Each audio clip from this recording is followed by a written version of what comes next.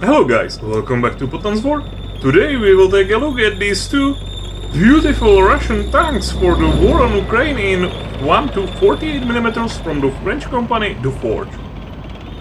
So, this is T-72B3, so post 2010 version, with, as you can see, the famous javelin cope cage. So it's clearly, you look at it and you see it's intended for war on the Ukraine, because B3 version of T-72 was probably never used outside of Ukraine, and the cope cage, it gives it away, it's for this conflict. As you can see, it's really kit full of detail. It's just two parts, the hull and the turret. It's resin printed. As we can see, there are a few supports with neat clipping, but the overall details is really great. Sharp, nice details.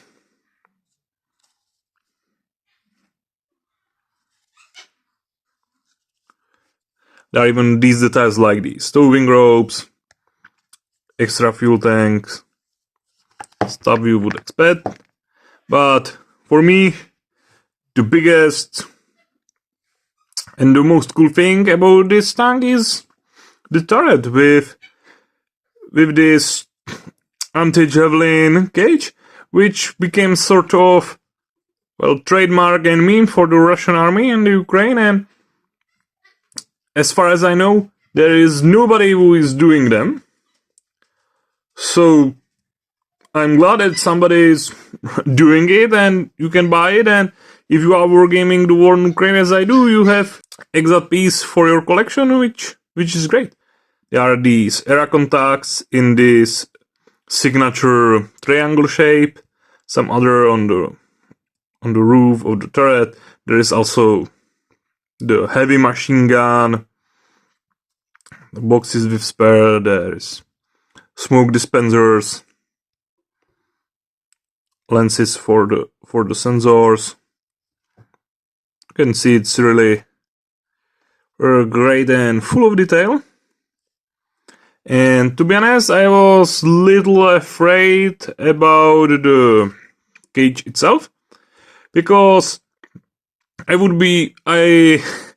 was afraid it would be too fragile and not really suitable for wargaming, because it could break easily. But as you can see, it's really thick, and I don't really worry about it to broke. So that's great to know.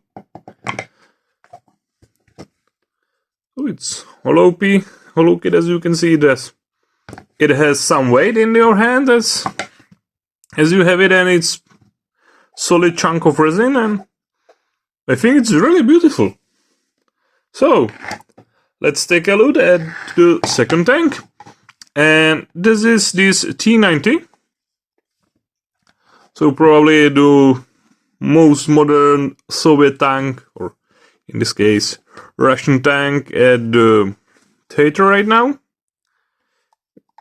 Again, you can see details. Those are really sharp. There are also few supports which need trimming, but nothing terrible. Look at these details of the stowing rope.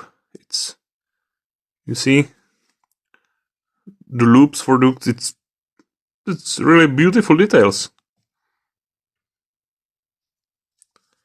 To be honest, really great.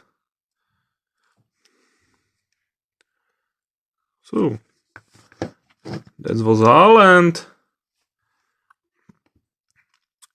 this is the turret. Again, they are these signature triangle shaped eras. Again, smoke grenade dispensers, some antennas for sensors. Again, they are era armors.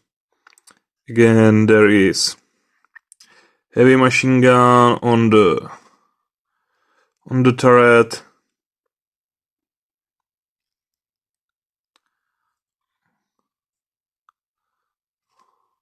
looks really great. There is even this antenna, which, as you can see, it's some sort of flexible, so you don't need to worry to snap it off, which is, well, great. There should be 1 to 48, the classic scale modeling scale. The company is doing them from, I think, 1 to 100, so 50 millimeters. So they are suitable for Cold War or Second World War games. If you play Flames of War and Team Key or AK-47, of course, not with these which are on the first sight too modern, but the company also do classic Cold War vehicles. They also do some Vietnam War vehicles. They are also doing a couple of, we could say, mainstream World War II tanks. So they have they have Soviets and Germans, so they have the most basic ones like Panthers and T-44 and stuff like that. But for the modern period, I was really amazed that they are doing really great stuff for the ultra modern and specifically for the war in Ukraine. As you can see, these are the latest version of the tanks, or with latest modifications.